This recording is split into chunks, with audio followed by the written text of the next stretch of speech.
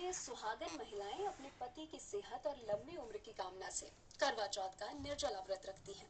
रात में चांद देखने के बाद वह अपने व्रत को खोलती हैं।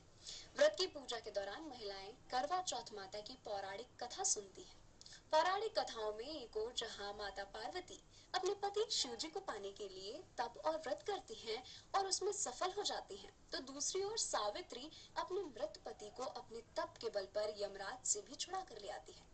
इसी तरह करवा नाम की एक शिव भक्त महिला से जुड़ी है करवा चौथ की कहानी।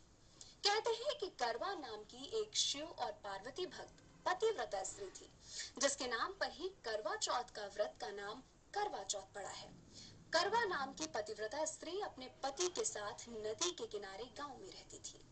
एक दिन उसका पति नदी में स्नान कर रहा था, तभी एक मगरमच्छ ने उसका पैर पकड़ लिया। वह मनुष्य करवा करवा कह अपनी पत्नी को पुकारने लगा। उसकी आवाज सुनकर उसकी पत्नी करवा भागती हुई आई और आकर उसने अपनी भक्ति के बल पर मगरमच्छ को कच्चे धागे से बांध दिया। मगरमच्छ को बांधकर वह अपनी भक्ति के बल पर ही यमराज के यहाँ पहुंच गई और यमराज से कहने लगी, हे भगवान, मगरमच्छ ने मेरे पति का पैर पकड़ लिया है।